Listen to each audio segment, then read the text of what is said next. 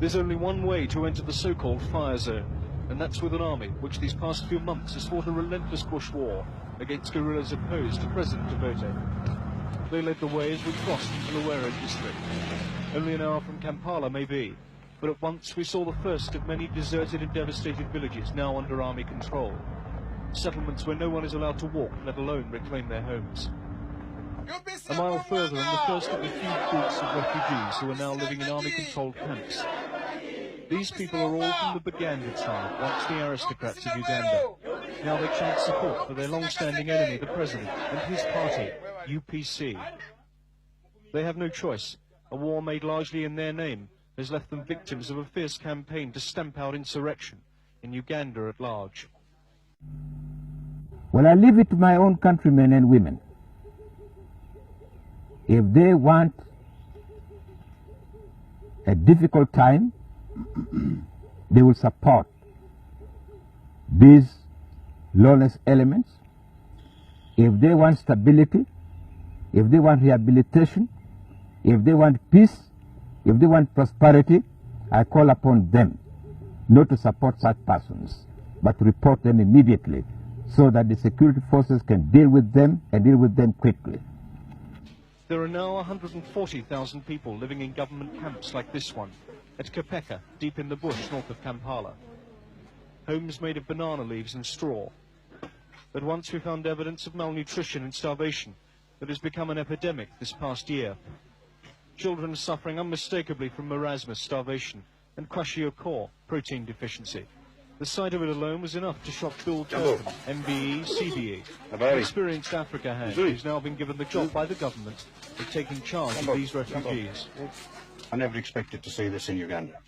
I never ever thought I'd see this in Uganda. It has shocked me. Every day, nurses from Save the Children and Oxfam handle more than 500 cases in their feeding station here. In their own minds, it's something of a losing battle against hunger, disease and fear among the people they care for. In this child's case, seems a vain struggle against a combination of measles, starvation and severe dehydration that had him refusing every attempt to make him drink. If the conditions within these camps are one cause for concern among the relief agencies, then so too is the situation outside them. The government does admit that their troops are now under orders to kill any male living in areas once occupied by the guerrillas. But people fleeing into camps like this report an army regime which goes well beyond those orders. There is, according to independent sources, including the churches, hardly a family in these camps that hasn't lost a relative, as the army has swept up through their villages, determined to destroy any local support for the guerrillas. Yet this is the army supposed to be protecting them. At the main hospital in the area, a German doctor told me that he has on average 30 cases a week who are victims of the troops. He led us to one. She had a gunshot through the left and right upper leg and right lower arm and one shot in the abdomen. Does she know who did it? Yes, she told us soldiers. And the story was the soldiers were drunken and were afraid because on this day 3 soldiers were killed in a village about 3 miles in the north. A child we'd filmed a matter of minutes before, the one too weak to drink, had died in his mother's arms.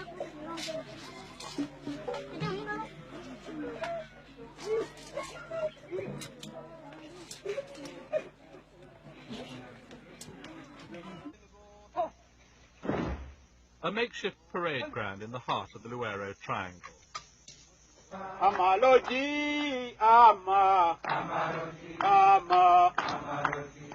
Ugandan government dismisses these rebels as bands.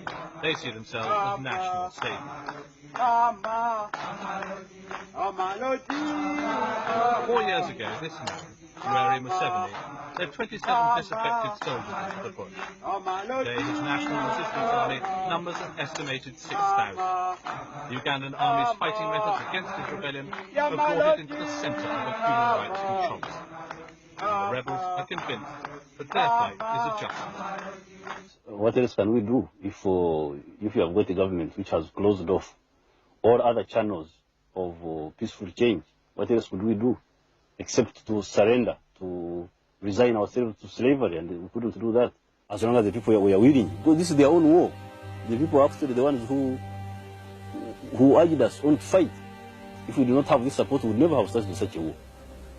So it is to the people's benefit themselves. And the fact that they have been able to bear this suffering as you have seen is a testimony to the fact that this is their own war. These people are just using us. We are the instruments. If we had not started the war, we would have been declared traitors. We studied the dynamics of the situation. We knew that although we had 27 armed people, but we represented millions of potential soldiers. These thousands here, they were all civilians, all peasants. Many of them were peasants. So although the 27 armed people were a small number, they represented a huge force of potential soldiers. And we knew that with the correct tactics, we could enable the 27 to mobilize the millions who were on our side, but were not properly organized.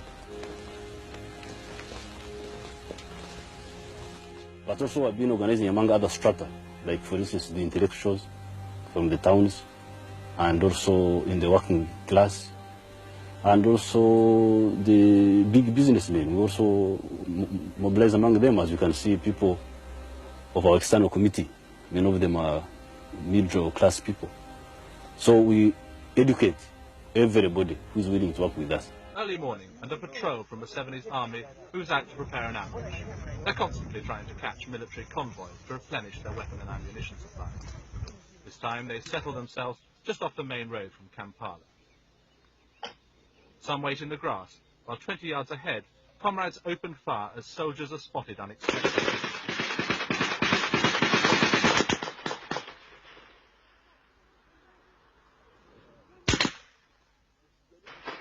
Smoke from a grenade rises. Two government soldiers have stumbled into the ambush by accident, travelling along a track off the main road. The Ugandan government has always said that much of the evidence of fighting is fabricated. There's nothing fake about this man's fresh blood. Papers show that one of the soldiers had been given a day's leave to visit his sick child. The officer in charge explains that the two men had arrived while they were waiting for the convoy. He said they had to be killed because they might otherwise alert the army to the presence. Not quite the booty they'd hoped for, but the bodies are stripped of everything that might be useful before the patrol moves on.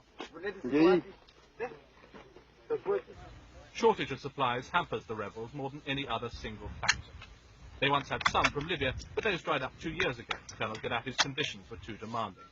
Now everything is plundered from the government forces. Lack of ammunition and proximity to the enemy means in training they simulate the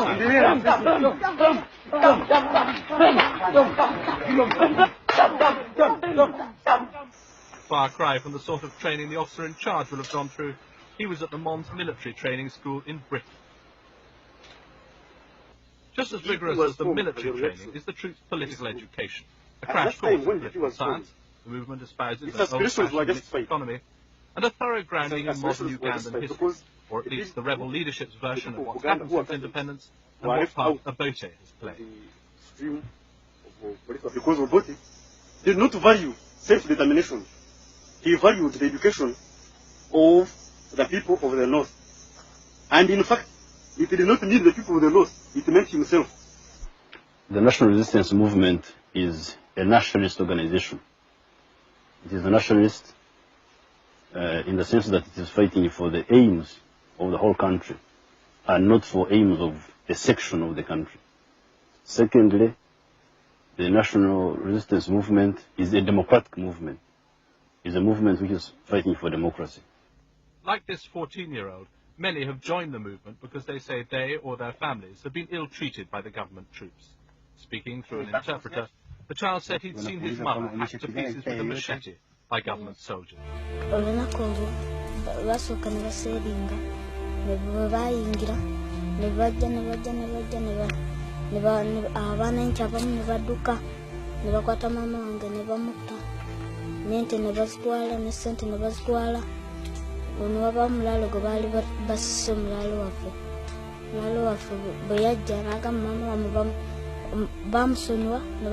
Nibagamba gweddayo omulalo najja natulagirira mama waffe gyafiiridde netujja netumuziika ne taata. And there were a number of army deserters who claimed to have been sickened by what they were ordered to do while they were serving in the army.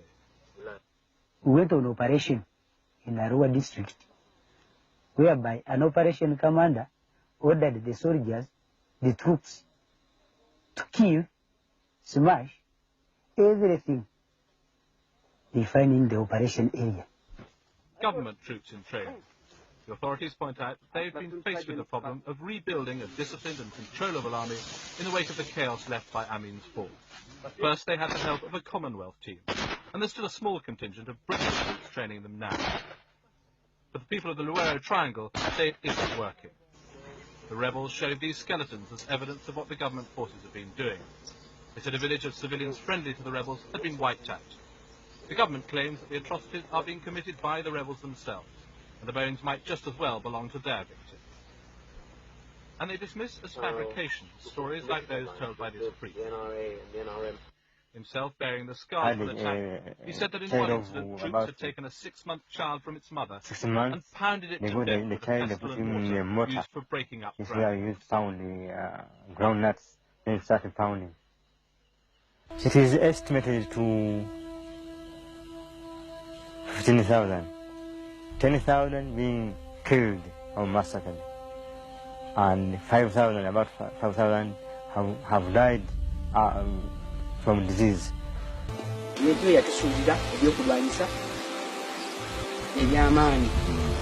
That he runs away from Obote, who is killing them, has been killing them, is killing them, even recently was sharing them.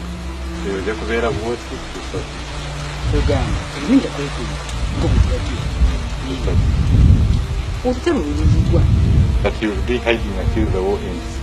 The fighting has left one of Uganda's richest regions almost completely depopulated. Once prosperous villages now lie deserted. This is prime country for growing coffee, Uganda's most important export. Now the beans hang unharvested on the trees, left for the rebels to pick at will. The few civilians that remain in the area live in fear, hidden deep in the bush. They survive off what little they can cull from this once heavily cultivated land. There has been a let-up in the killing in the last few months. The rebels say that's because there are so few left to kill. And they claim conditions now compare badly even to the Amin days. They are very much worse than they were under Amin. Because under Amin, first of all, Idi Amin was not killing people outside the intellectual class. He used to kill only the elite, elements from the elite who were threatening his position. Or sometimes over rivalry, over business, things like that. But he never touched the peasantry. But Obote is killing everybody. With talk like that, there seems little hope that the rebels will come in from their life in the bush. Every 10 days or so, they dismantle their mobile headquarters, pack up the guns they've captured from the government, and move on. The houses they've constructed are destroyed, so that the camps can't be used by the government forces. A new set will have to be built at the next stopping point. Because of the rebels' mobility and the continuing problems with the Ugandan army, there seems little hope of the government finding a military solution. As far as a political solution is concerned, President Obote has said he won't negotiate with the rebels, but he will hold elections this year. He certainly dismisses that as a sham. He and his men will press on with the fight. The common characteristic is that a popular cause, which is very popular, but backed by initially irregular forces which are not regular armies, and which are not as armed as the establishment army, by using guerrilla tactics, eventually they build up enough strength to overwhelm the enemy.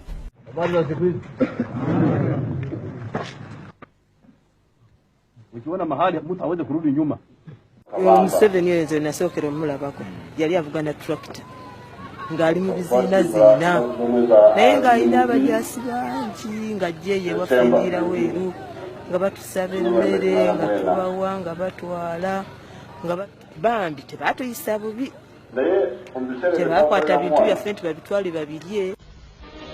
Head of State Major General Kizza Okello, seated there on the left is the man he hosted, Dr. Obote, was a close ally of the former president for many years.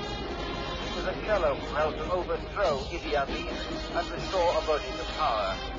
But today he was calling Obote a dictator as he took his place as head of state. For a long time, the authorities had tried to discredit the guerrillas, downplaying their numbers and describing them as an indisciplined group of country bandits. But the government's attempt to defeat them was a grisly failure. People suspected of supporting the guerrillas were killed by the score. And under Obote, Uganda acquired an unenviable reputation for unbridled repression and murder. Tuko karibu pale, tunasonga pole pole, pole pole, pole pole, mpaka adui mwenyewe anachoka na anaingia kwenye kitimba chetu.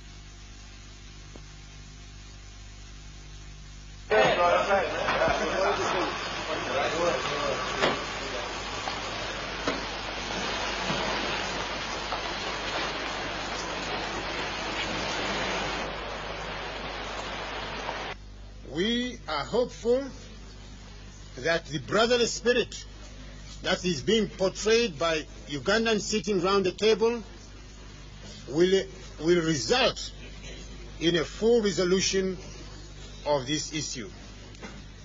These groups with whom we have already reached some understanding are in Uganda. They have put down their arms and they are cooperating fully and participating fully in the process of bringing about lasting peace in our country.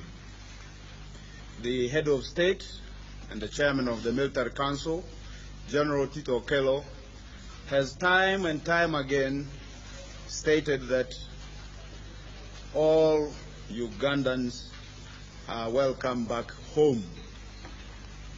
If we have any problems or any differences that need to be discussed, let's get home, discuss them in a family atmosphere, and I know that by and large the name Uganda is associated with all the tragedy which has been unfolding in this land for the last many years. But today, you know, in Uganda we have a unique opportunity to begin a new era. In a field near Namalongi, the proof of the old era lies scattered in the brush. So far, the villagers say they've counted 7,008 skulls. For 4 years, a special forces unit under Obote had their barracks here, leaving behind its unique record of performance. What the government has done is to persuade some rebel groups who had fought against Obote to hand over their arms. They're not as strong as the NRA, but they now back the military council. Now they sing not for their cause, but for Uganda's as a whole. Whatever comes out of here, go to the council. Andrew Kayira is one of those rebel leaders who joined the military council, but he did not give up his arms. For now, he's concentrating on meetings, but soon he feels he may have to make a choice. We may not have to take sides yet, till after some time. One thing that is making the situation difficult is are the reports of atrocities being committed by UNLA, the indiscipline in the UNLA. And that has been one of the items on the agenda today. And, you know, I had to speak very strongly on it. Do you believe the reports? Of course I do. There is no doubt the killings are continuing, and that despite steps like this release of prisoners, Uganda's new leaders still aren't trusted. Part of the problem is the prisoners see some of the same faces they saw in the past. Tito Okello, the head of state, served under Obote. Amin Onzi headed the feared intelligence service under Idi Amin. Too many of the country's new leaders are old faces tainted with the past, and few Ugandans believe that they didn't play some role in the system they're now trying to change. Like Uganda after the coup, they're happy to see Obote out.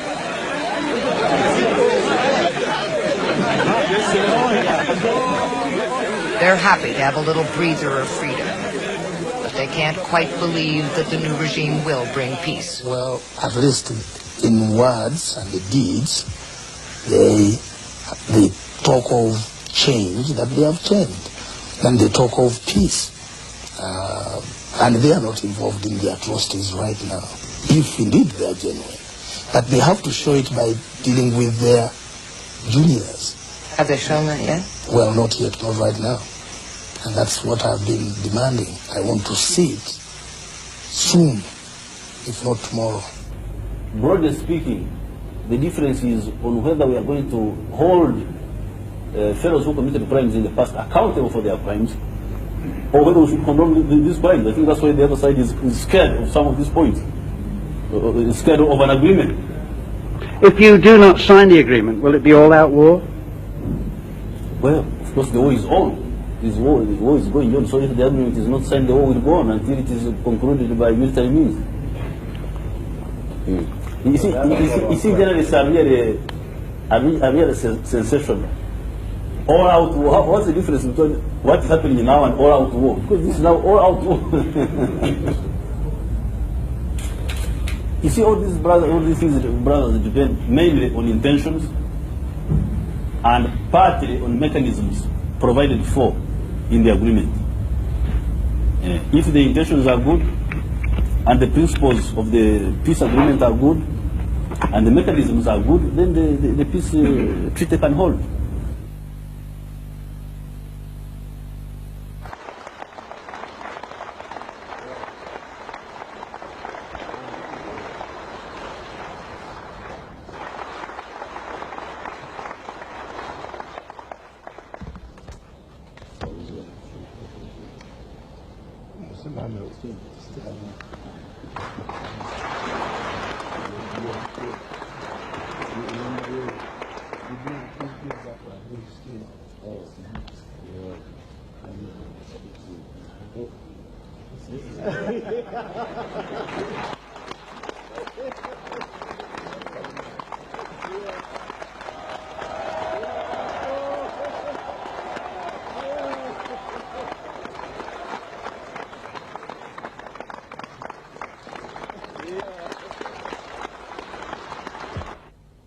I want the world to understand this.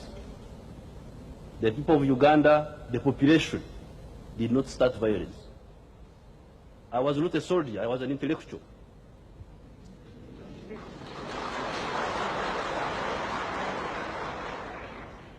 Why did I become a soldier? I became a soldier to defend myself and my people against state-inspired violence.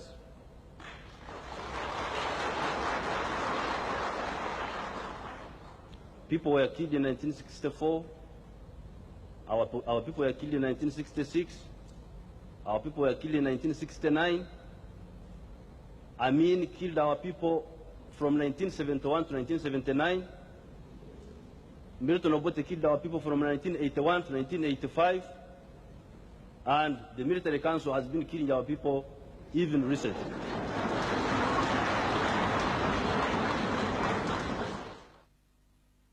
Rebel forces in Uganda are said to be controlling most of the capital, Kampala, after 2 days of heavy fighting.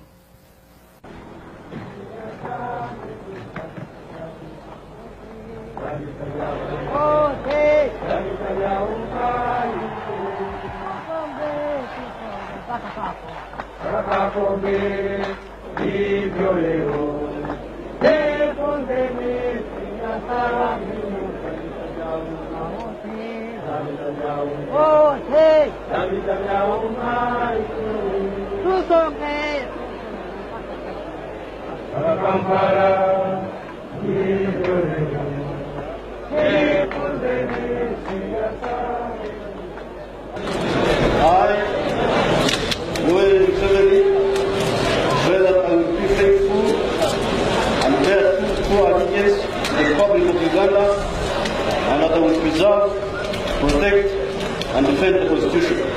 So help me God.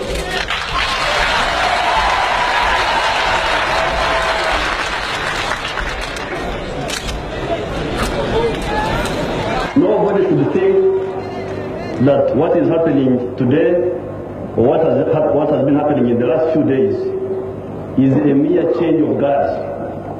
It's not a mere change of guards. I think this is a fundamental change in the politics of our country.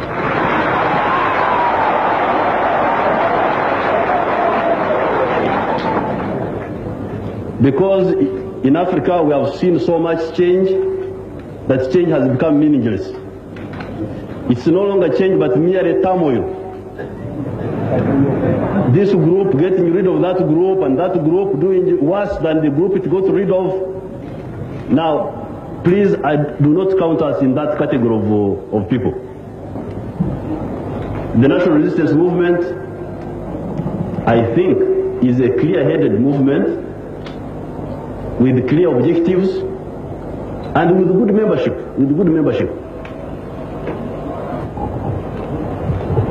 I think it makes a very big difference from the situation in which we were, where the very people in power were they themselves encouraging evil instead of trying to combat evil. I think this is a slightly different situation.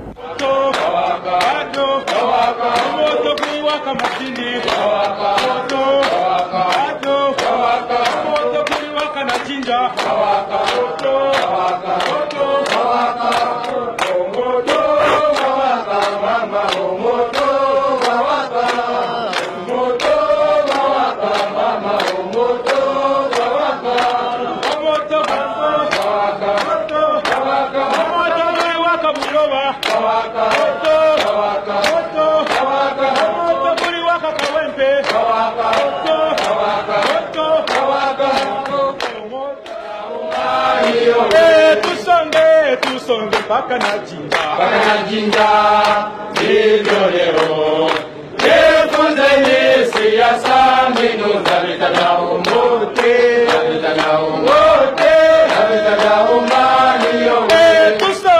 tusonge paka na guru hivyo leo yefunzeni siasa mbinu za mitandao mote